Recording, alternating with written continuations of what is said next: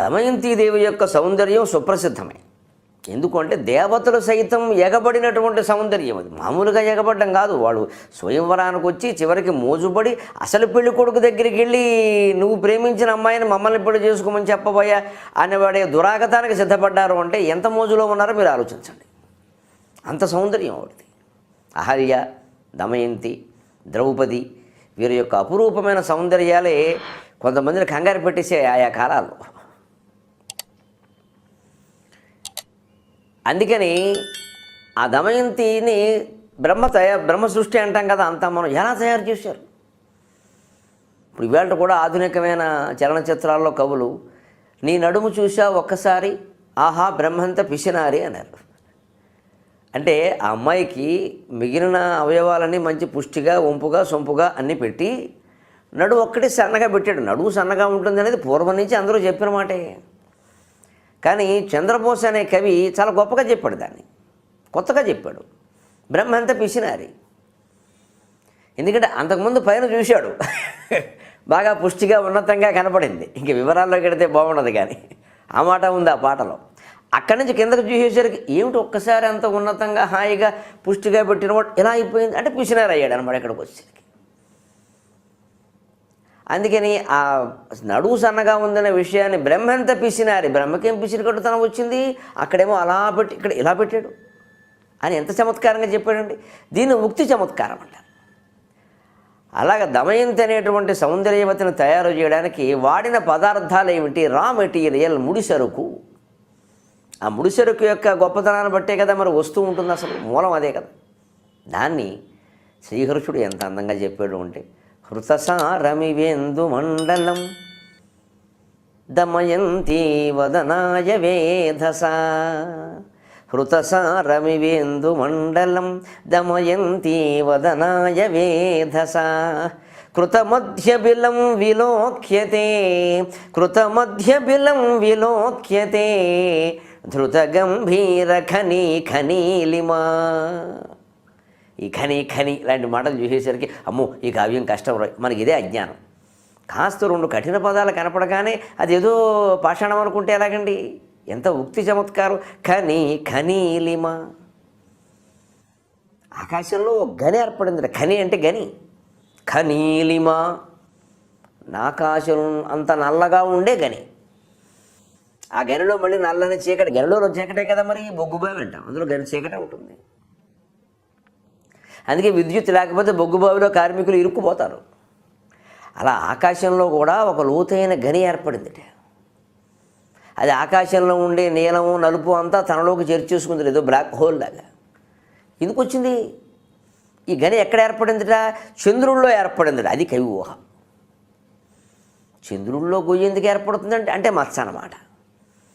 దమయంతి పుట్టకముందు చంద్రుల్లో మత్స లేదుట. ఉందా లేదా అని చంద్రమండల యాత్రకు వెళ్ళకూడదు. ఇది కవిత్వం, సరదాగా వినాలంతే, రసజ్ఞత అంటారు దీన్ని. ఆహా ఏం చమత్కారంగా చెప్పాడరా అనుకుంటా. ఓ చిరునవ్వు పెదాల మీద విరుస్తుంది, అదే ఇందులో హాస్యం. అంతవరకు చాలు, ఆహాహా అనక్కర్లేదు ప్రతిదానికి. అందుకని దమయంతి పుట్టకముందు చంద్రుల్లో ఆ మత్స లేదు. మత్సలా నీకు దూరం కనిపిస్తుంది కానీ పెద్ద గొయ్యి. నిజానికి అక్కడ వెళ్ళి చూసిన వాళ్ళు చంద్రుల్లో ఏమో లోయలు ఉన్నాయన్నారు. ఆ లోయలన్నీ కలిపి దూరానికి మత్స కింద కనిపిస్తున్నాయి. లోయ లేకపోతే మత్స ఎందుకు ఉంటుందండి? అందుకని ఆ లోయ ఎందుకు ఏర్పడింది, అంత గని ఎందుకు ఏర్పడిందంటే హృతసారమివేందు మండలం. ఇందు మండలం హృతసారం ఇవ. బ్రహ్మదేవుడు పద్మంలో కూర్చుని బ్రహ్మలోకంలో దమయంతిని సృష్టించాలనే ఆలోచన వచ్చినప్పుడు ఒక్కసారిగా ఆయన కూడా మధురమైన ఊహల్లోకి తేలిపోయాడు. పక్కన సరస్వతీదేవి కనిపెడుతూనే ఉంది, నేనేదో వేషం వేస్తున్నాడు. మరి ఆవిడ కంగారు ఆవిడది. ఆ మధురమైన ఊహల్లో తేలిపి అత్యద్భుతమైన సుందరమైన పదార్థం నుంచి అమ్మాయిని సృష్టించాలి. ఇంతవరకు నేను చేసిన సృష్టిలో ఇంత అందమైన అమ్మాయి ఉండద్దు, అసలు అంత అపూర్వమైన అమ్మాయిని సృష్టించాలి అనుకున్నాడు. ఒక్కసారి కళ్ళు తెరిచి చుట్టూ చూశాడు. అంత మధురమైన పదార్థం ఏం కనపడలేదు. చూడగా చూడగా చూడగా పున్నమి చందమామ కనపడ్డాడు. తెల్లగా వెన్నెల అమృతం మెరిసిపోతున్నాడు. బ్రహ్మదేవుడు కూడా ఆకర్షించాడు. ఎప్పుడు ఉండేవాడే ఆవిడ ఆకర్షించాడు. ఇది ముడిసరుకు. ఈ చంద్రుడిలోంచి కొంత భాగం ఇలా తవ్వి, ఆ మాట చూడండి, ఇలా తవ్వి ఖనీలిమ అలా తవ్వి దాన్ని తీసి దాంతో బొమ్మ తయారు చేద్దాం అని చంద్రుల్లో ఇలా తన కుడి చేయి దోషిని ఇలా పెట్టి అన్నట్టు కొంచెం వచ్చింది పదార్థం.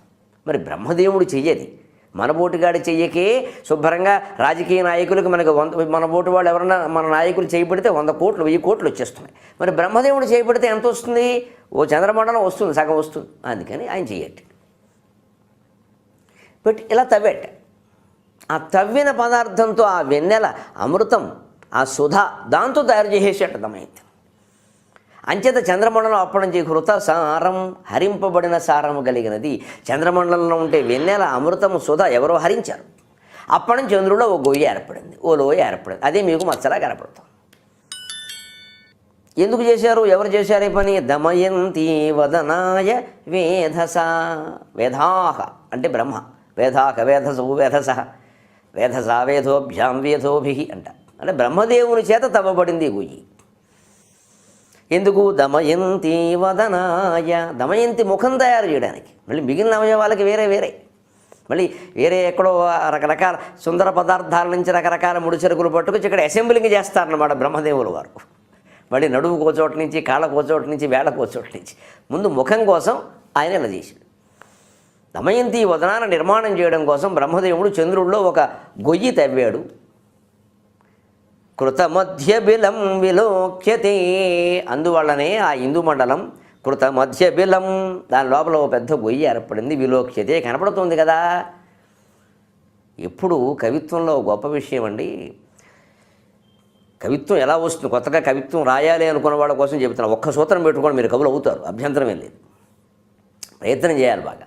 లోకంలో ఉండే ఒక వాస్తవాన్ని మీ మధురమైన ఊహతో జోడించి సమర్థించాలి. లేదా మీకు వచ్చినటువంటి ఒక గొప్ప ఊహకి లోకంలో ఉండే వాస్తవాన్ని జోడించి సమర్థించాలి. అంచేది ఎప్పుడూ లోకాన్ని దాటి శ్లోకం ఉండదు. లోకమును వీడి రసము లేదు అన్నారు విశ్వనాథ వారు. లోకాన్ని విడిచిపెడితే రసం లేదండి, ఇంకా నీరసమే. అంచేది కవి ఊహిస్తాడు. ఆ ఊహ లోకంలో ఉండేటువంటి వ్యవహారానికి అనుగుణంగా ఉంటుంది. అది లోకంలో ఉండే వ్యవహారంతో నిజమే కదండి, లోకంలో ఇలా జరుగుతుంది కదా అంటాడు. లేదు లోకంలో జరిగే ఏదైనా ఒక విషయాన్ని చెప్పి తాను ఊహ చేసి ఇందువల్లే ఇలా జరుగుతుంది అంటాడు. ఈ రెండిట్లో ఏది చెప్పినా అది మంచి కవిత్వం.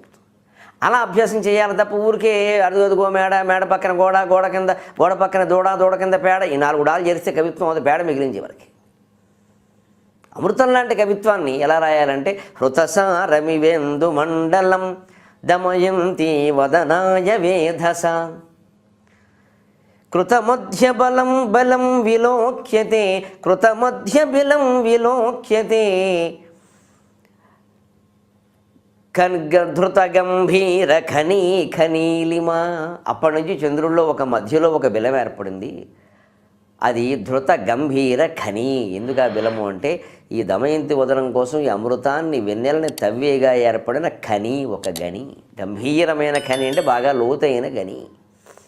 ఖనీలిమ, ఆ నల్లధనం, ఆకాశపు నల్లధనం అంతా దాంట్లోనే ఉంది అన్నట్టుగా ఈ గొయ్యి ఏర్పడింది. ఎంత అద్భుతమైన మాట ఇందులో. ఖనీ ఖనీలిమ హృతసారం ధృత గంభీర కృత మధ్య హృత ధృత కృత. ఈ శబ్దప్రాస చూడండి.